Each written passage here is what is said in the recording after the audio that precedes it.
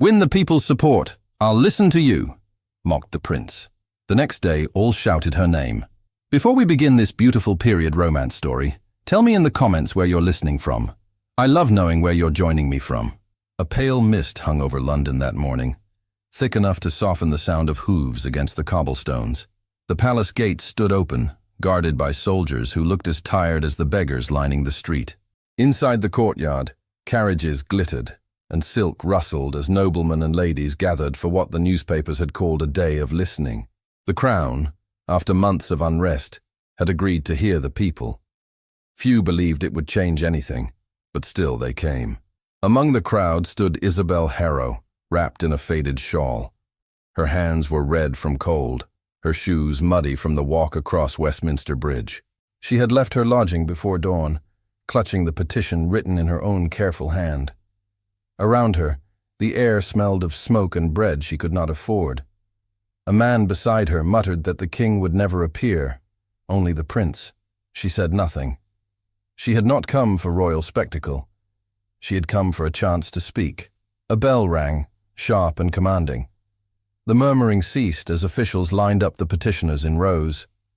Nobles watched from the marble steps as though attending a play. Isabel's heart pounded, but her face stayed calm. She was the daughter of farmers who had lost everything, yet she had learned to carry herself with quiet pride. When a clerk called her name, Isabel Harrow, Parish of Hampshire, she stepped forward through the crowd. At the top of the steps stood Prince Edward of Wessex, the heir to the throne. His coat was of dark velvet, his hair tied neatly, his expression composed but faintly amused. He had agreed to preside over this gathering to prove that the crown still cared.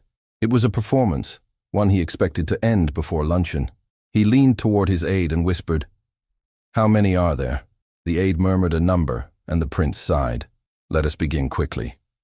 The sooner they speak, the sooner they go home."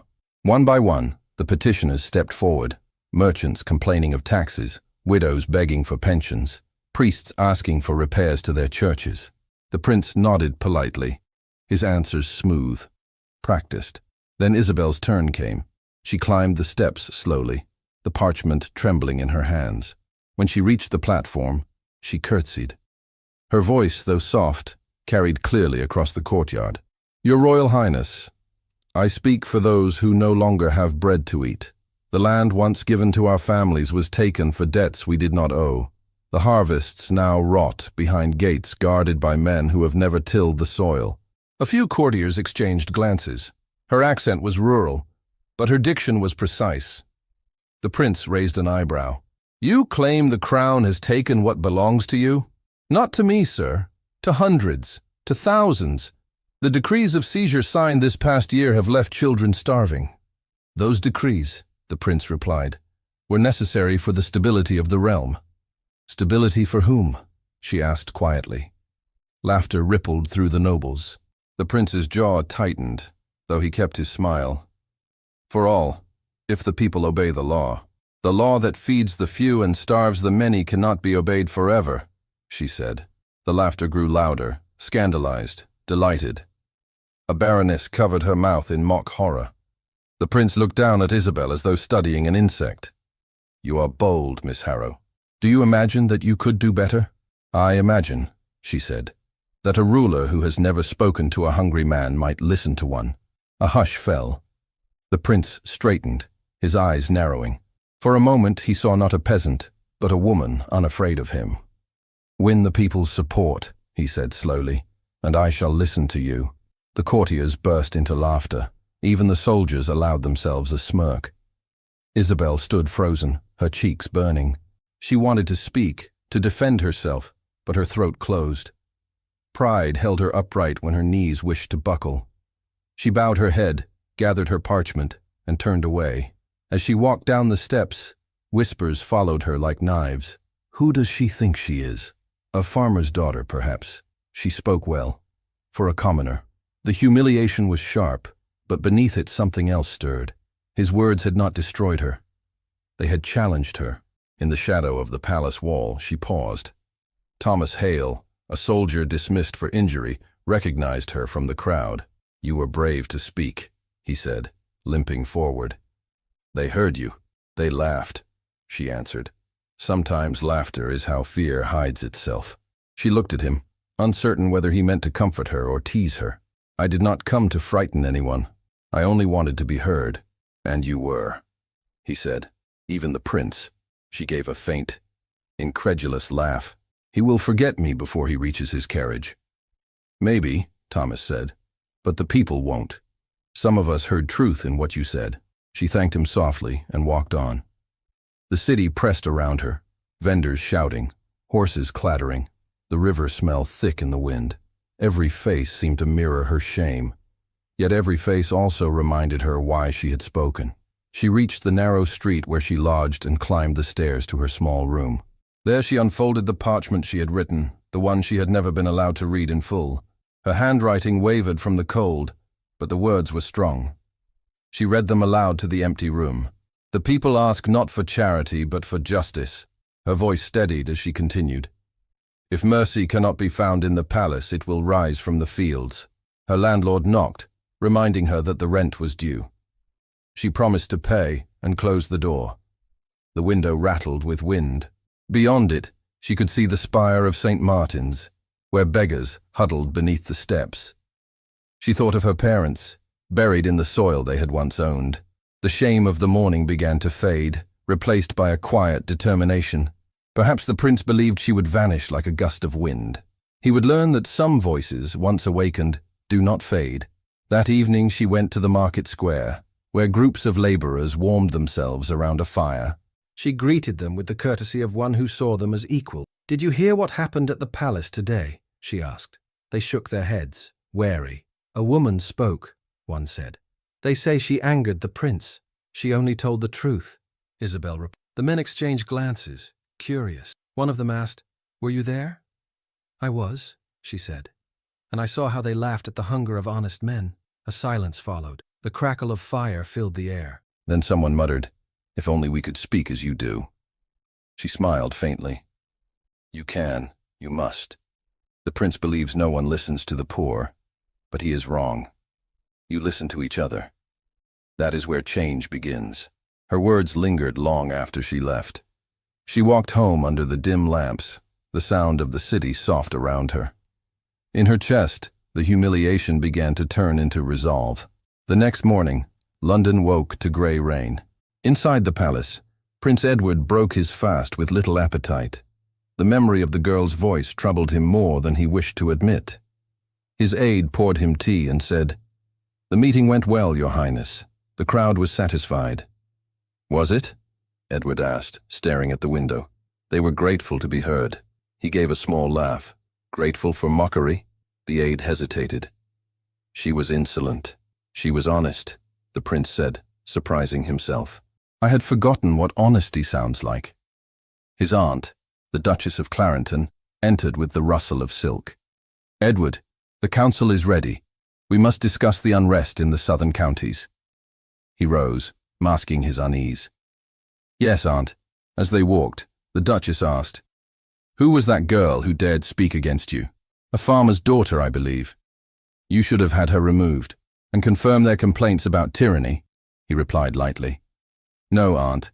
Let her speak. The people will forget her by tomorrow." "Do not underestimate those who have nothing to lose," the Duchess said. "They can be dangerous." He smiled to end the discussion, though her words stayed with him. Dangerous. Could a voice like hers truly threaten a kingdom? That afternoon, Isabel packed her few belongings. She had received a letter from her cousin in Hampshire, describing how families were being forced from their cottages. Her heart ached as she read. The decision came swiftly. She would return home and speak to them herself. Perhaps she could help them organize petitions, or at least bring their grievances to those who still had a conscience in London. Before leaving, she stopped by the chapel on the corner of Bow Street. The priest there had known her since childhood. "You look troubled," he said when she entered. "I failed, Father." I spoke, but they laughed. "Then you spoke truth," he said gently. "Laughter is the shield of the proud. Do not let it silence you. I do not wish to fight them." "Then teach them," he said. "Even a prince can learn." His words followed her as she boarded a wagon heading south. The city faded behind her, the towers dissolving into mist. Along the road, She saw fields lying fallow, cottages boarded, children watching strangers with hollow eyes. Each sight deepened her resolve. She would not return until she had earned the right to be heard. Back in London, the prince attended to court duties, though his mind drifted. During a meeting, one minister spoke of growing unrest in the countryside. "There are gatherings," he said. "A woman speaks at them. Her words are spreading faster than we can silence them." "A woman?"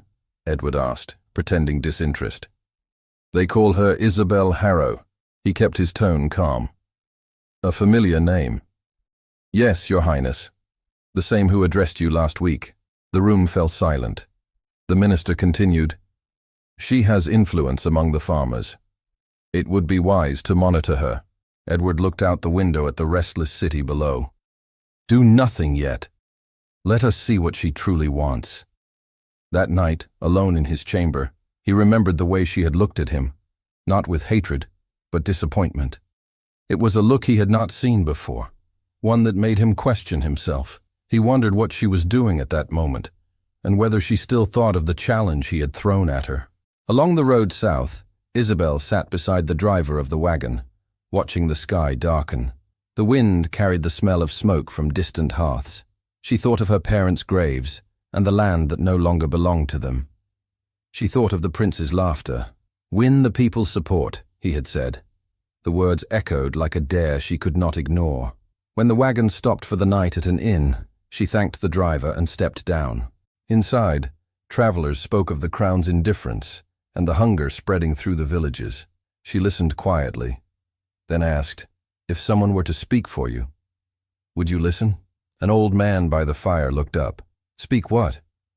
"We've heard promises before." "Not promises," she said. "Truth." The man studied her, then nodded. "If it is truth, we would listen." She smiled faintly.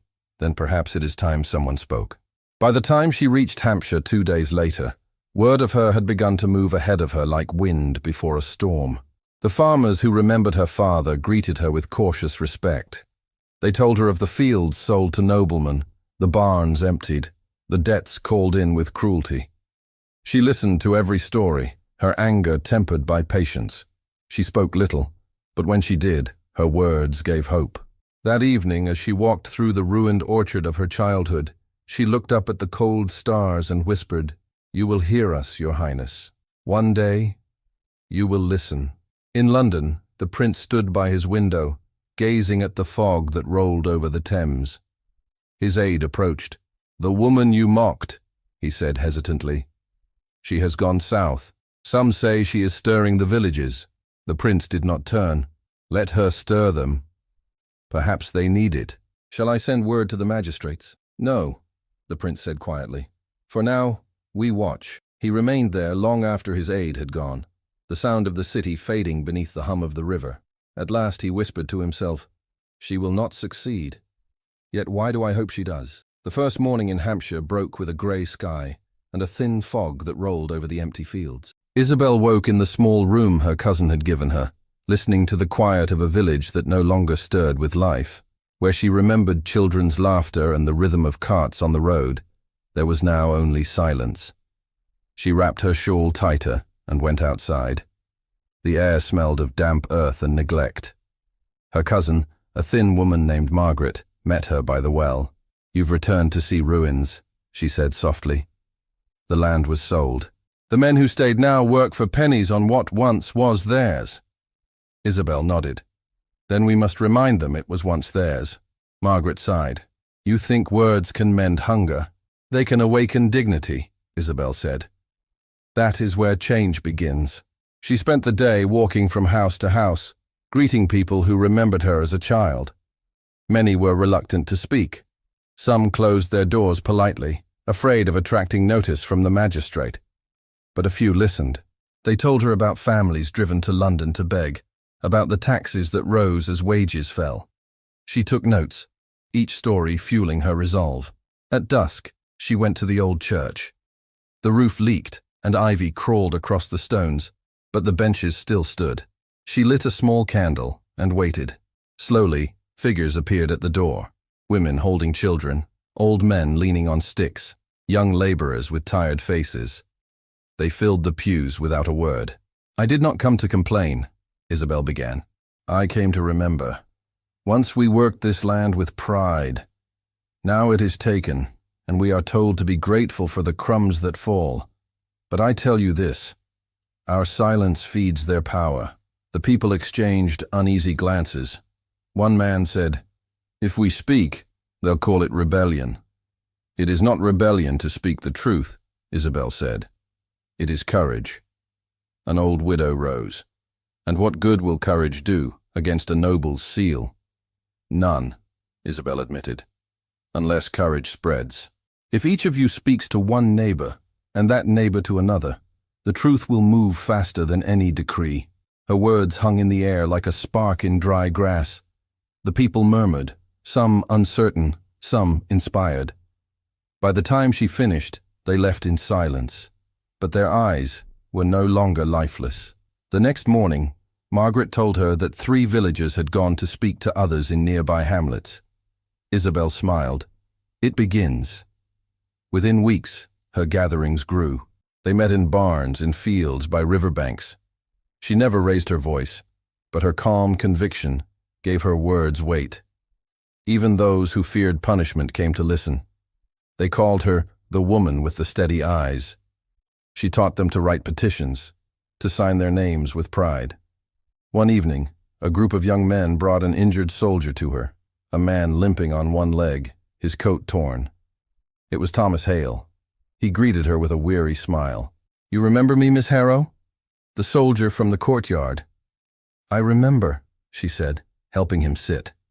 "You spoke of fear hiding behind laughter. And I was right, wasn't I?" he said. "They're afraid of you." She laughed softly. "Afraid of a woman with no wealth or title?" "Afraid of a voice that won't bow," he said. From that day, Thomas stayed to help. He carried her messages to nearby villages and organized those who could read to copy her speeches by hand. When she thanked him, he waved it off. "I've seen battlefields," he said, "but I'd rather fight with words than swords." Word of Isabel's meetings began to spread beyond Hampshire. In taverns and markets, travelers repeated her phrases. Some called her dangerous, others called her brave. When a merchant from London brought the rumor to the palace, it reached Prince Edward's ears during supper. "They speak of her as if she were a saint," the Duchess of Clarendon said bitterly. "A peasant woman stirring the countryside." Edward kept his expression neutral. "And what does she stir? Compassion? Disorder," the Duchess snapped. "The people will always follow those who promise them hope. Hope is not disorder," he said quietly. She turned sharply toward him. "You defend her?" "I defend truth, Aunt. If her words are false, they will fade. If they are true, perhaps we ought to listen." The Duchess's eyes narrowed. "You are too kind-hearted. Kindness weakens rule. Then perhaps rule is too brittle," he murmured. That night he stood by his window, listening to the faint sounds of the city. He could not forget the woman's voice, the calm fire of her words. Against reason, he wanted to see her again, not to silence her, but to understand her. Meanwhile, Isabel's influence deepened. She began visiting smaller villages, speaking beneath the trees or outside mills. People started to follow her from one place to another, eager to hear her speak. Thomas often teased her that she had become famous. She always answered, "If they remember my words more than my name, then I have succeeded." One afternoon, as she was leaving a gathering near the river, she found a stranger waiting by the road. He was tall, dressed in the simple coat of a traveler, his face partly hidden by a scarf. He bowed politely. "Miss Harrow," he said. She studied him warily. "Have we met?" "Not formally," he said. "I have heard you speak." "Many have heard me," she said, cautious. "Are you here to warn me or threaten me?" "Neither," he said. "I am here to understand." She tilted her head. "Then you may listen." He walked beside her as she returned toward the village. "You speak of justice," he said. "Yet justice can be slow. What if those in power do not change?" "Then we must," she said. "Do you hate the crown?" She stopped. "I do not hate. I grieve. A kingdom cannot stand when it forgets its people." The stranger's gaze lingered on her face. You speak as if you were born to command. I was born to serve, she said simply, and service sometimes means defiance. He smiled faintly. You are fearless. I am human, she said. Fear visits me often. I simply do not invite it to stay. He inclined his head. Then may I attend one of your meetings? She nodded slowly.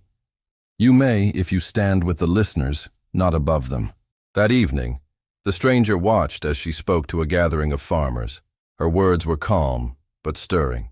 He saw how people leaned forward, how their eyes brightened when she spoke of fairness, of shared labor, of the dignity of work.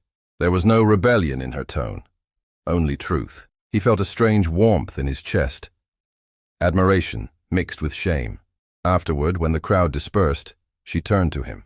You asked to understand, do you? More than before, he said. But not enough. She studied him for a moment, then said, You carry yourself like a man accustomed to command. What is your name? He hesitated, then said, Edward. She frowned. A common name for an uncommon bearing. It serves me well enough. She accepted the answer with a small nod. Then, Edward, if you wish to understand further, return tomorrow. There is more to hear.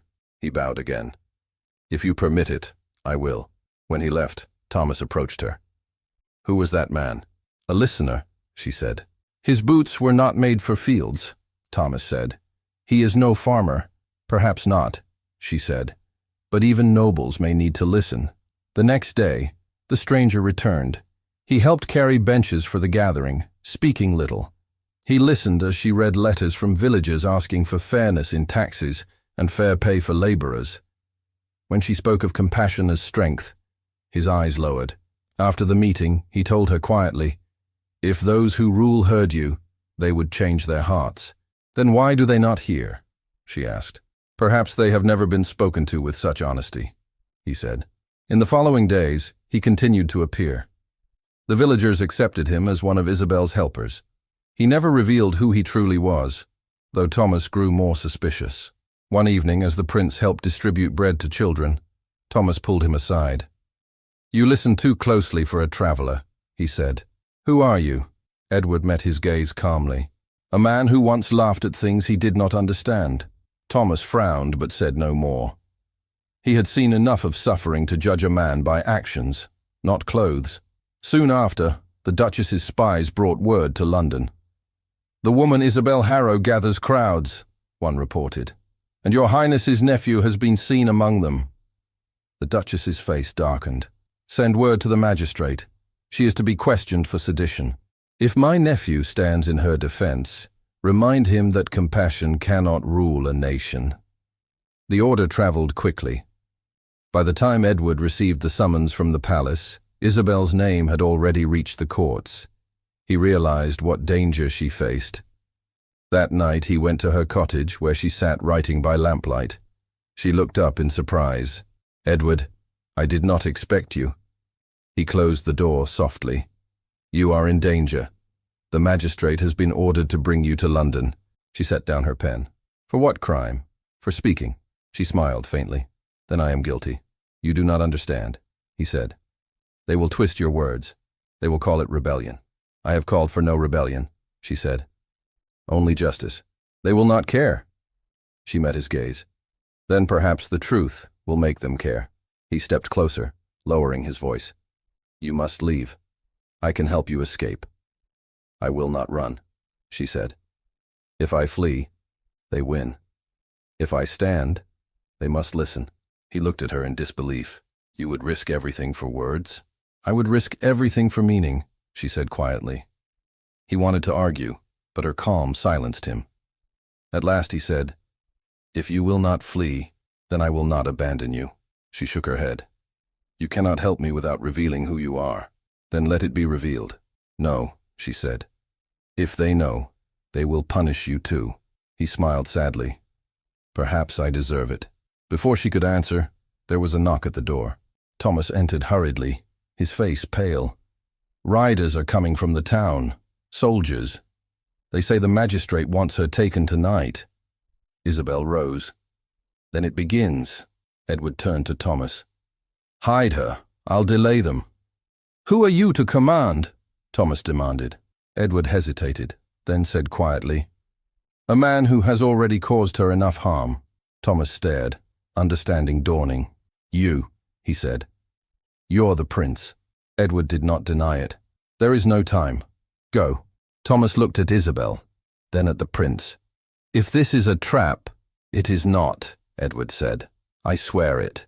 Thomas nodded reluctantly. He led Isabel toward the back door, but she stopped and looked at Edward. "You cannot protect me forever," she said. "Sooner or later, truth will stand alone." He nodded. "Then I will stand beside it." Outside, the night wind carried the sound of hooves. Lanterns glimmered on the road. Isabel disappeared into the darkness with Thomas, while Edward remained in the doorway, watching the lights approach. The clatter grew louder, echoing off the hills. He drew a deep breath, his mind torn between duty and conscience. The riders stopped at the gate. Their captain dismounted and bowed. "Your Highness," he said, "we were told the woman Isabel Harrow was seen here." Edward's face remained unreadable. "You were told wrongly. The cottage is empty." The captain hesitated. "Shall we search?" "No," Edward said firmly. "You will return to town." The captain bowed, uncertain but obedient. When they rode away, Edward looked toward the dark path where Isabel had vanished. The wind carried the faint echo of her voice from earlier that night. Calm and fearless. He closed the door slowly, his heart heavy with something he could no longer name. At dawn, when he returned to the palace, the Duchess was waiting. "You look tired, nephew. Did the countryside trouble you?" He met her gaze. "It troubled my conscience." She frowned. "You are too soft, Edward. Compassion will ruin you." He walked past her without answering. From the window, he saw the sun rising over the city, pale and cold. Somewhere beyond that horizon, Isabel was walking toward whatever awaited her. He whispered to himself, as if to the wind, "I will not let them destroy her." That same morning, in the fields of Hampshire, Isabel and Thomas reached the old mill where her followers waited. She looked back toward London, her eyes steady. "They will come for us soon," she said. Thomas nodded. "Then what do we do?" "We speak louder," she answered. "Let every village hear before they silence us." And as the first light of day spread across the hills, a new sound rose with it. Voices gathering, repeating her words from one valley to the next. The echo traveled far, reaching the city before sunset, carried on the lips of strangers. In the palace, the prince paused at the window listening. "She will not stop," his aide murmured. Edward's hand tightened on the railing. "She will not stop," he said softly. "And neither will I." The air in London carried an unease that even the palace walls could not shut out. In every corridor, whispers followed Prince Edward like a shadow. Reports of gatherings, petitions, and chants filled the conversations of ministers. Some said the countryside worshipped a new saint. Others said rebellion brewed under the name of a woman. The Duchess of Clarendon, always alert to danger, stormed into Edward's study one morning and placed a stack of reports before him. "Read them," she demanded. "Your kindness has birthed a fire you can no longer contain." Edward scanned the parchment. The letters spoke of hundreds meeting in fields, of peasants quoting Isabel Harrow's speeches as though they were scripture. He set them down slowly. "They meet to speak, not to fight." "To speak is the first act of defiance," the Duchess replied. "Silence them now, or you will see the crown dragged through mud." He met her eyes, calm but unyielding. "If the crown cannot bear truth, perhaps it deserves the mud." Her expression hardened. "I warned you once, Edward. Do not let pity rule you. That woman will be your ruin. She will be my redemption," he murmured, too quietly for her to hear. When she left, he sat in the quiet room for a long while, then rose and called for his horse. By dusk, he rode through the countryside again, dressed as a common traveler. The chill of early winter bit through his coat, but the air smelled of smoke from hearths and newly baked bread, a reminder that life still pulsed beyond the marble of the palace. He reached Hampshire under a dim moon and followed the path to the old mill. Voices carried through the night, Isabel's voice, clear as a bell. Inside, she stood before a crowd of farmers and laborers, speaking without notes. They tell us to be grateful for crumbs, she said, but we are the ones who bake the bread. They tell us to be silent, but silence is a chain. And I say, break it with words. Her audience murmured in agreement, a hum of growing courage. Edward stood at the door, unseen, watching her. There was no anger in her, only conviction. Every gesture, every pause, carried grace. He remembered the courtyard months ago, the mockery in his own voice, and shame burned in him. When the meeting ended and the crowd dispersed, she turned and saw him. "You came again," she said, surprised but not startled. "I had to," he replied. "Your voice carries farther than you think." "Far enough to reach your conscience?" she asked softly. He smiled. "Far enough to unsettle it." They walked along the riverbank. The moonlight shimmered on the dark water. He told her that the palace was restless, that the Duchess wished her silenced. She listened without fear. "If truth endangers them, then it was never strength they ruled with," she said. "You speak as though you expect to win," he said. "I expect to be heard," she answered. "Victory is not mine to claim." He looked at her, struck by how calm she remained while the kingdom trembled. "You could leave England," he said suddenly. "Start anew in another land, France perhaps, and abandon those who believed my words." She shook her head. "No. I began this not for escape but for change." He hesitated before speaking again. "There is something I must tell you.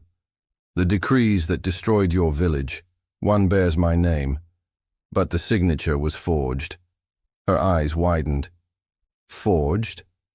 "Yes, by those who wish to profit from the seizures. I have proof. But if I expose it, the court will tear itself apart." She stepped closer. "Then let it. If corruption stands on a throne, it must fall before the people's trust can rise." He gazed at her in the moonlight. "You would risk the kingdom's ruin. I would risk its rebirth," she said. "You hold power enough to end this deceit, yet you hesitate." "I hesitate because the truth will destroy my family," he said. She met his gaze. "And what of the families already destroyed by lies?" The words struck him harder than any blow. For a long moment, neither spoke. Then he said quietly, "If I expose this, they will come for you first. Then they will find me ready." He studied her face, the quiet strength in her eyes, the resolve that did not waver. "You are not afraid." "Every day," she said. "But fear has never stopped me, and it will not stop you." He wanted to answer, but footsteps echoed from the road. Thomas appeared, breathless. "They are coming," he said. "The magistrate's men. They've orders to arrest her tonight." Isabel's eyes lifted to Edward's. "Then it begins." "No," he said firmly. "It will end, if I can reach the city before them." She caught his hand briefly. "Whatever happens, do not let them twist the truth." "I won't," he said. "But promise me you'll be careful." "I promise nothing," she said, smiling faintly. "Promises bind the living. Truth binds the soul." He left before dawn, riding hard toward London. Behind him, the wind carried her words like a vow. The next day, the city buzzed with news. A woman was to be tried for inciting unrest. Edward reached the palace in time to see soldiers preparing the great hall. The Duchess met him at the entrance, her face cold with triumph. "You are just in time," she said. "Your peasant friend has been found." He froze. "Found? She was arrested this morning. She will stand before the council at noon." He stepped closer, lowering his voice. "You knew before I arrived." "Of course," she said. "You underestimate my reach. You underestimate my will," he said, pushing past her. The Duchess called after him. "If you stand beside her, you stand against the crown." He didn't answer. By the time he reached the hall, Isabel was already there, surrounded by guards. Her hands were bound, but her head was high. The crowd of nobles murmured with curiosity, eager for scandal. The magistrate, seated at the dais, announced the charges: sedition, defamation of the crown, unlawful gatherings. Isabel listened in silence. When asked to speak, she stepped forward. "I have not defied the crown," she said, her voice steady. "I have reminded it of its duty. If truth is rebellion, then we are ruled by deceit." The magistrate frowned. You speak boldly for a woman in chains. Chains cannot silence truth, she said. The crowd whispered, uneasy. The Duchess, seated near the throne, leaned toward a courtier and whispered, "Let her hang herself with her own eloquence." Edward entered quietly, his presence drawing every eye. The magistrate rose and bowed. "Your Highness, we did not expect—" "Continue," Edward said curtly, taking a seat at the edge of the dais. Isabel's eyes met his briefly. She said nothing, but a flicker of understanding passed between them. The questioning continued. "You claim to act for the people," the magistrate said, "yet you stir them against their sovereign. What is your true purpose?" "My purpose," Isabel said, "is to remind those who govern that they serve, not rule. That power is a gift, not an inheritance." "Fine words," the Duchess murmured, "from a mouth that does not know consequence." Edward turned sharply toward her. "Enough," he said. The Duchess's eyes narrowed. "You defend her." "I defend reason," he replied. "Let her speak." The magistrate, uneasy, allowed Isabel to continue. She told of the famine, of the forced evictions, of the forged decrees. As she spoke, murmurs grew. Edward produced the document from within his coat and placed it on the table. "This," he said, "bears my name, yet I did not write it. The seal is false. The author sits among us." Gasps filled the room. The Duchess stood abruptly. "You would disgrace your own family?" "I would cleanse it," he said. The magistrate stammered. "Your Highness, this accusation is grave." "Grave, but true," Edward said. "Let the truth be read." The clerk examined the parchment and confirmed the forgery. Panic rippled through the court. The Duchess tried to speak, but Edward's voice cut through the noise. "Justice has no rank. The poorest woman in this room has more honor than those who profit from deceit." Isabel stood silent, watching him. For the first time, she saw not a prince defending her, but a man confronting himself. When the session ended, chaos filled the hall. Some nobles fled, others whispered urgently. The Duchess's face was white with fury. She turned to Edward. "You have destroyed centuries of dignity." "No," he said. "I have restored it." She left without another word. Isabel remained at the center of the hall, her chains removed, but her expression unreadable. Edward approached her slowly. "You are free," he said. "For how long?" she asked softly. "For as long as truth holds power," he replied. She gave a faint smile. "Then let us hope truth is strong." The guards moved aside as the people in the gallery began to applaud. Quietly at first, then louder, until the sound filled the room. Isabel looked around, astonished. The prince bowed his head slightly. "They finally hear you," he said. "It was never about them hearing me," she said. "It was about them hearing each other," he nodded. "You've done what I could not." "You could," she said. "You chose not to." He accepted her rebuke without protest. "Perhaps it is time I choose differently." The crowd continued to cheer as they left the hall together. Outside, the winter sky hung low, but the air felt lighter. Thomas waited by the steps, grinning when he saw Isabel. "I knew you'd walk out," he said. "I nearly didn't," she replied. "But the prince kept his word." Thomas looked at Edward, then back at her. "Seems he learned something from you." Edward smiled faintly. "She has been an unexpected teacher." They descended the steps as the bells of St. Paul's began to ring, announcing an unscheduled celebration. The people in the square looked up, puzzled, then joyous. Rumors spread like wildfire. The prince had defended a peasant woman, the forged decree exposed, the truth declared before the throne. That night, in the quiet of the palace courtyard, Edward found Isabel standing where they had first met. The torches cast a warm light on the cobblestones. She looked around and said, "Strange how places remember laughter." "Cruel laughter," he said. "Still laughter," she replied. "It was the beginning." "And now?" he asked. "Now it is an end," she said, though her tone held uncertainty. He stepped closer. "Or a beginning of another kind." She met his eyes, searching for deceit, and found none. "You risked everything today." "I risked nothing that mattered," he said. "You gave me back what does." For a long moment they stood without words. The sound of distant bells filled the silence between them. Then Isabel said quietly, "Tomorrow the people will look to you. Lead them with compassion, not pride." "I will," he promised. "Then I have done my part," she said. He wanted to ask her to stay, but before he could speak, Thomas appeared at the gate. "The people wait for you both," he said. "They're lighting candles in your name." Isabel smiled faintly. "Then let us join them."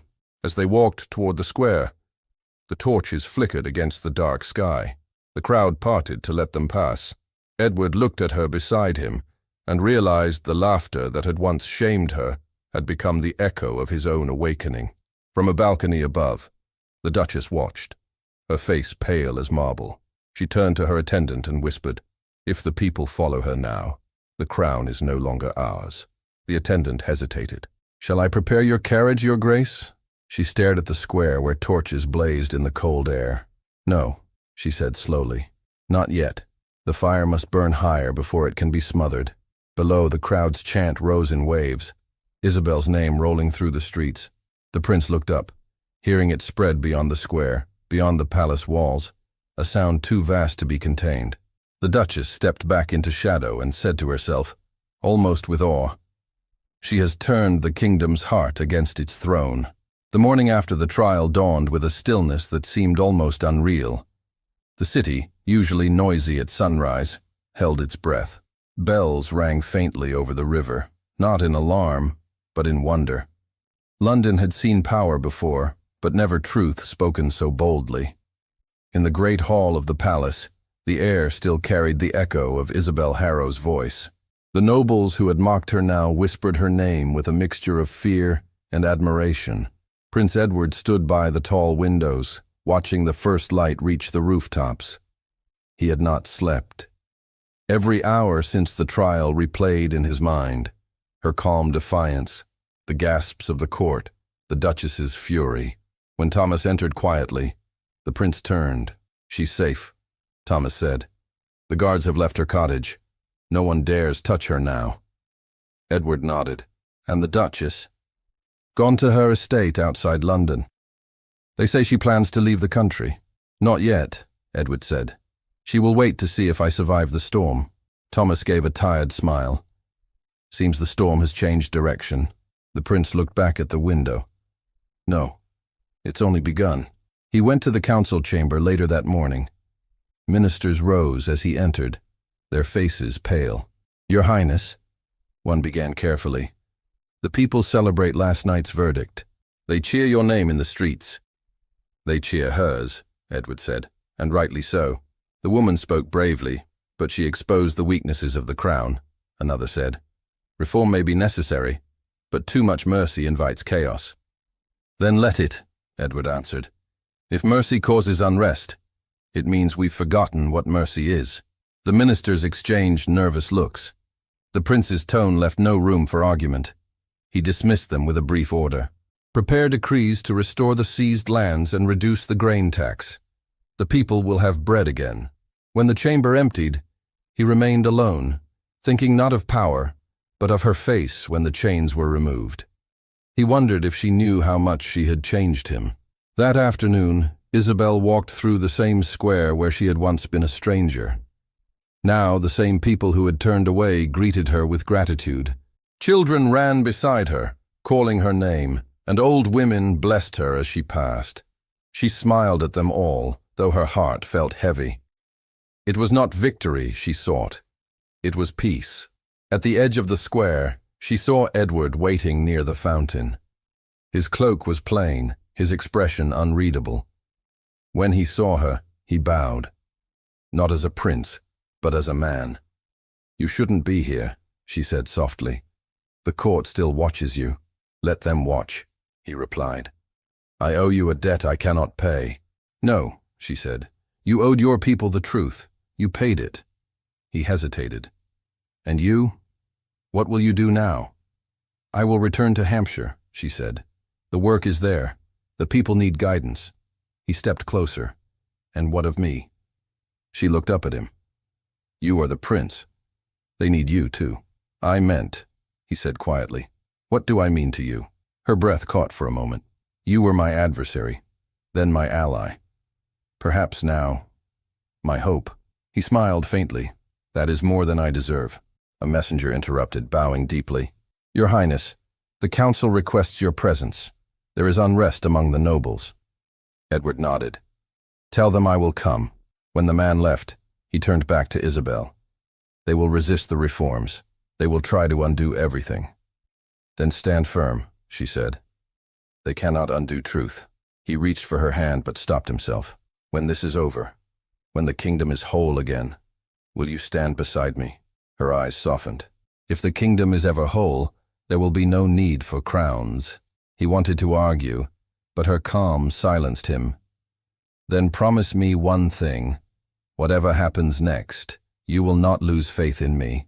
I never did, she said simply, even when I should have. That evening, as the sun set over the Thames, the council met in secret. The Duchess of Clarendon returned unexpectedly, her presence casting a chill across the room.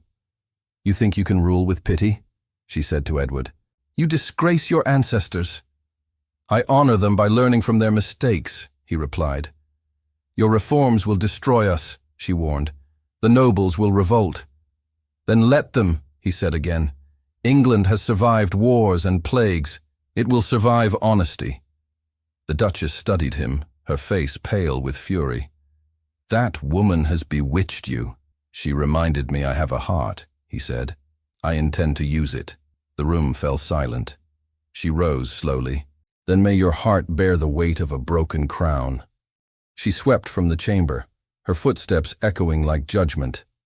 Edward stood motionless for a moment, then looked at the ministers. You heard her. The age of silence ends tonight. Draw up the decrees. Outside, the city glowed with lanterns. Crowds gathered in front of the palace gates, singing songs that carried her name. Isabel watched from a distance, her cloak pulled tight. She had come not to be seen, but to witness. Thomas joined her, holding a folded paper. Word travels fast, he said. The prince's new law restores the farms. He's ordered bread to be distributed at half cost. She smiled faintly. He keeps his word. Thomas looked at her carefully. You love him, don't you? She didn't answer at once. I love what he could become. A ruler who listens. That's not what I asked, Thomas said gently. She turned toward the lights of the palace. I don't know what I feel, she said. I only know that my heart no longer belongs to anger. Later that night, Edward stood alone on the balcony, looking down at the crowds. The wind carried their voices upward, a tide of hope he had never known. When he turned, Isabel was there. The guards had not stopped her. Perhaps they no longer dared. I thought you would be with your people, he said. They are yours now too, she replied. I came to see what you would do with them. He gestured toward the city. I will give them back what was stolen. And what of yourself? She asked. Will you give yourself back to your own soul? He looked at her steadily. Only if you ask it. Her lips parted, but before she could speak, thunder rolled over the city. The first drops of rain fell, soft and cold. She laughed quietly. Even the sky weeps for change. He smiled, the sound of her laughter breaking the weight in his chest. Then let the rain wash away what we were. They stood together as the rain poured, the streets below shimmering with light. When he reached for her hand, she did not pull away. For the first time, there was no distance between them, not of title, not of fear. The next morning, London woke transformed. The decrees were posted at every corner, land restored, taxes lowered, penalties lifted. People read them aloud, scarcely believing. Farmers wept openly in the markets. Women blessed the prince's name. And somewhere between them, Isabel's name was whispered too, not as a rebel, but as a savior. In the palace, the ministers bowed reluctantly to Edward's decisions. The Duchess's departure became official. Her carriage rolled through the gates at noon, her face hidden behind lace.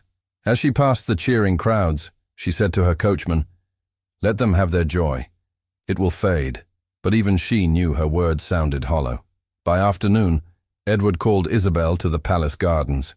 The air smelled of wet roses and new earth. "It's done," he said quietly. The council has signed the decrees. England begins anew. She nodded. You've done what few dared. We did it, he corrected. Without you, I'd still be blind. She looked away. I only reminded you to see. He took a step closer. And now that I see, I cannot forget you. Her heart raced, but she kept her tone calm. You are a prince. Your world is bound by duty. My duty, he said, is to truth, and you are its voice. Then let truth guide you, not affection, she whispered. He smiled faintly. What if they are the same? Before she could reply, Thomas approached with urgent news. Your Highness, the people are gathering again, not in anger, but in gratitude. They ask to see you both. They say they wish to thank their prince and the woman who changed him. Edward looked at Isabel. Will you stand beside me once more? She hesitated, then nodded. For them. They walked together to the balcony overlooking the square. Below, thousands of faces turned upward. Edward spoke first, his voice carrying clearly. My people, today we begin not with decree or crown, but with understanding. You have taught me that power is nothing without compassion. He turned to Isabel. She looked out at the crowd, her heart full. And I have learned, she said, that even a single voice, when joined by others, becomes a chorus that cannot be silenced. The crowd erupted in cheers. The prince turned to her. You've won them. She smiled. No, they've won themselves. The bells rang again, louder this time. Edward took her hand, raising it before the people. Their voices rose like a tide, chanting her name until the very air seemed to tremble. In that sound, she heard not praise, but freedom, the awakening of a nation. When the cheering faded, Edward leaned closer. Stay, he whispered. Help me build the kingdom they deserve. She looked at him, torn between heart and duty. If I stay, it must be as myself, not as a shadow beside a throne. Then be my light, he said softly. The words hung between them, fragile and real. She lowered her gaze. Let us see what tomorrow brings. That night, as darkness fell, the city glowed with candlelight. Windows flickered, bridges shimmered, and voices sang in the distance. Isabel returned to her modest cottage, exhausted but at peace. She lit a single candle on the windowsill, a quiet symbol of hope. Outside, the rain began again, soft and steady. In the palace, Edward walked the silent halls.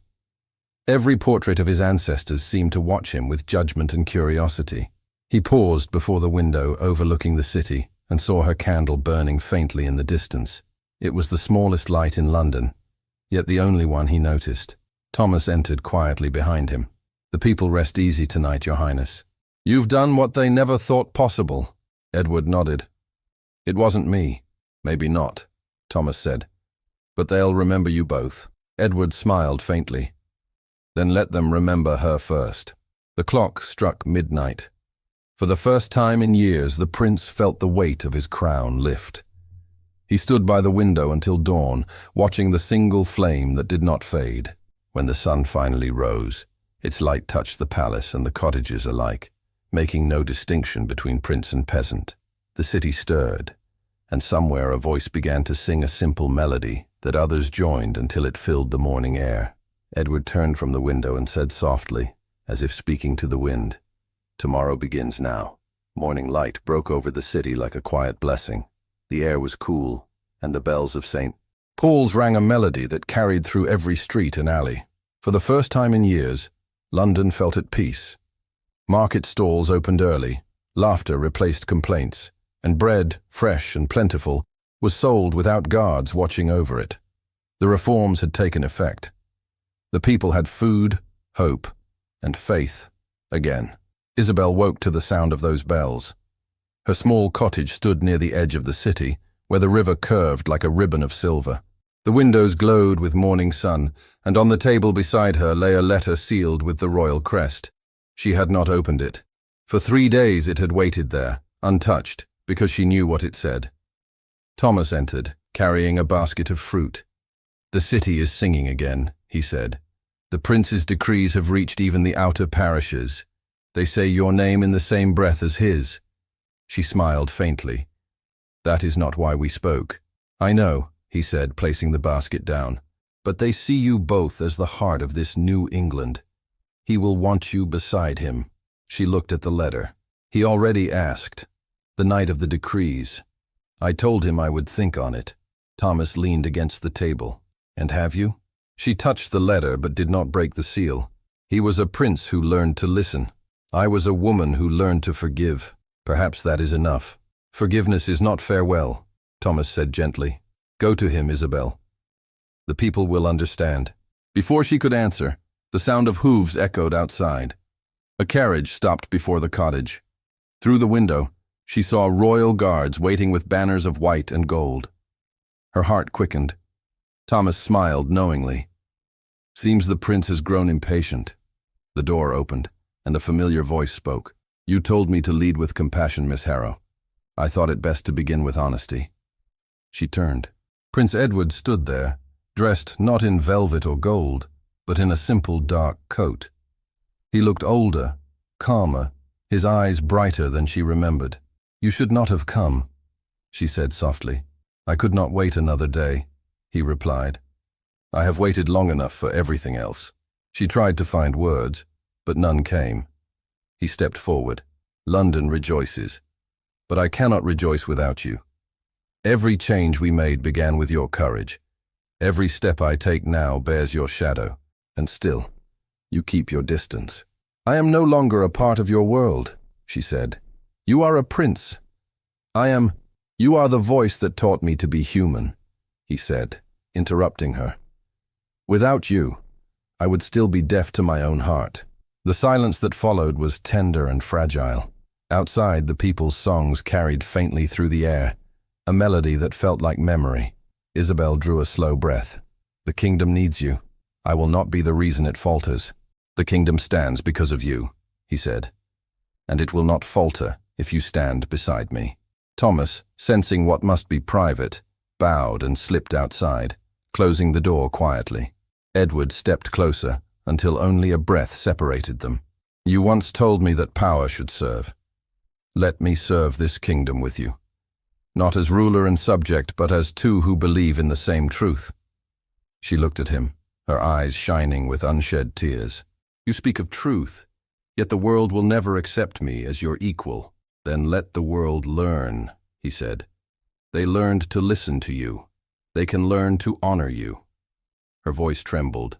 "And if they do not, then I will listen louder," he said simply. The words undid her.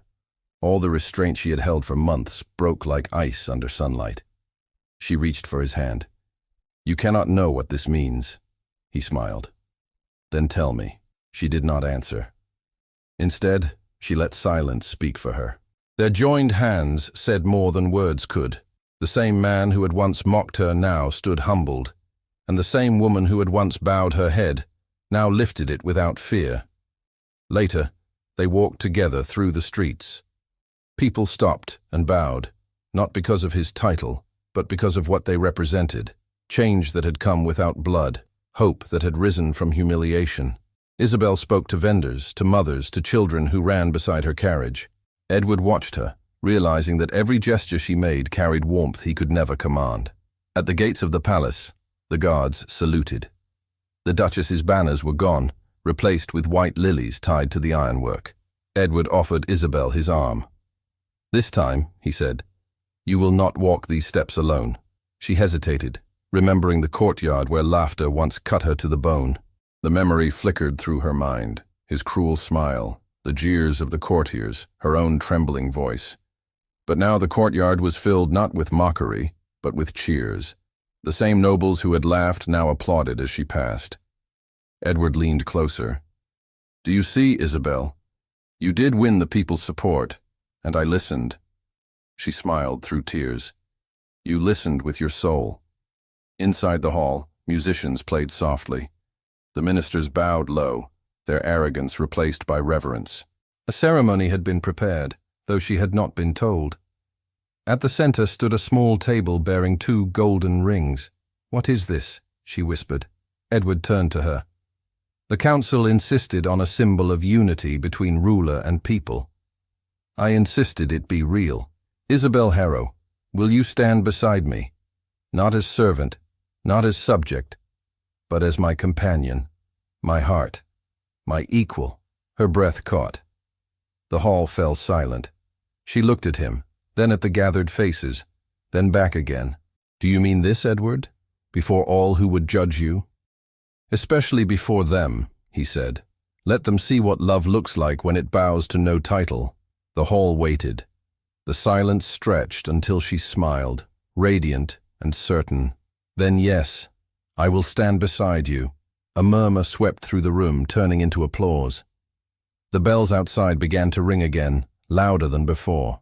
Edward took her hand and slid the ring onto her finger. She did the same for him, her hand steady.